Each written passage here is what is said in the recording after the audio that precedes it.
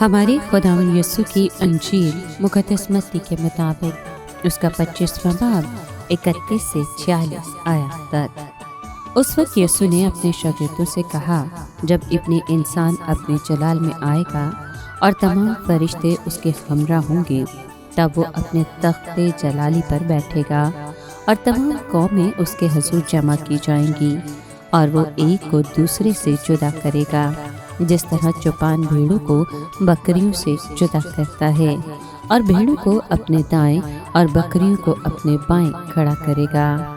تب بادشاہ ان سے جو اس کے دائیں ہوں گے کہے گا، آؤ میرے باپ کے مبارک لوگو، جو بادشاہی بنائے عالم سے تمہارے لیے تیار کی گئی ہے، اسے میراث میں لو، کیونکہ میں بھوکا تھا اور تم نے مجھے کھانے کو دیا، میں پیاسا تھا اور تم نے مجھے پینے کو دیا، میں پردیسی تھا، تم نے میری خاطرداری کی، ننگا تھا اور تم نے مجھے پہنایا، بیمار تھا اور تم نے میری عیادت کی، قید میں تھا اور تم میرے پاس آئے۔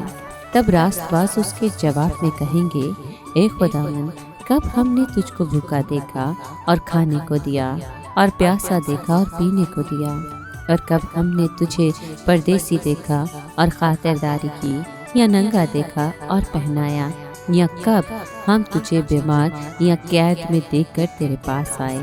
بادشاہ جواب میں ان سے کہے گا، میں تم سے سچ کہتا ہوں، چونکہ تم نے میرے ان سب سے چھوٹے بھائیوں میں سے کسی ایک کے ساتھ ایسا کیا تو میرے ساتھ ہی کیا۔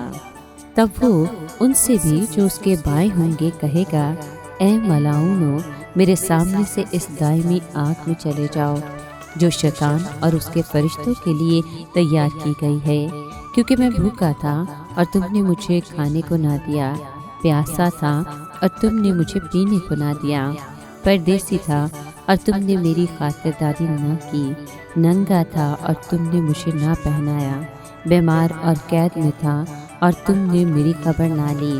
تب وہ بھی جواب میں کہیں گے، اے خداوند، کب ہم نے تجھے بھوکا یا پیاسا یا پردیسی یا ننگا یا بیمار یا قیدی دیکھا اور تیری خدمت نہ کی؟ تب وہ ان کے جواب میں کہے گا، میں تم سے سچ کہتا ہوں کہ چونکہ تم نے ان چھوٹوں میں سے کسی ایک کے ساتھ نہ کیا تو میرے ساتھ بھی نہ کیا۔ اور یہ ہمیشہ کے عذاب میں جائیں گے، مگر راست باز ہمیشہ کی زندگی میں۔ پاک کلام کے پڑھے اور سنے جانے پر خداوند کی برکت ہو، خدا کا شکر ہو۔ عزیز دوستو، کبھی کبھی لگتا ہے کہ ہم کتنے عجیب معاشرے میں رہ رہے ہیں کہ ہم کسی کو پوری طرح سے پہچان نہیں سکتے، کسی کو سمجھ نہیں سکتے۔ چہرے پر چہرہ سجائے ہوئے لوگ ہمارے ارد گرد پھرتے ہیں۔ یسوع کہتا ہے کہ سچائی تمہیں آزاد کرے گی۔ خدا جو دلوں اور گردوں کے بھیدوں کو جانتا ہے، وہ ہمارے روزے اور دعا سے بھی واقف ہے۔ میں خدا سے چھپ کر کہیں نہیں جا سکتا، تو پھر میں کیوں ایسا کام کروں جس سے میری روح زخمی ہو؟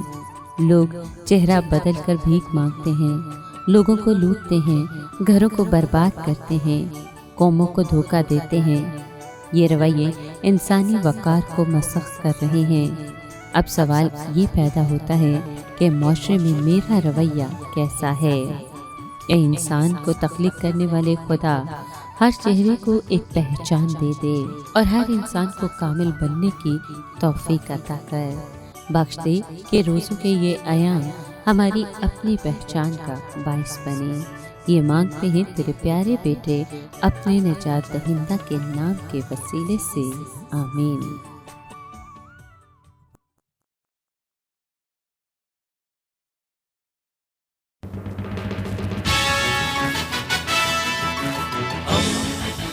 دوستی کا پیمبر، ریڈیو ویریتاس ایشیا۔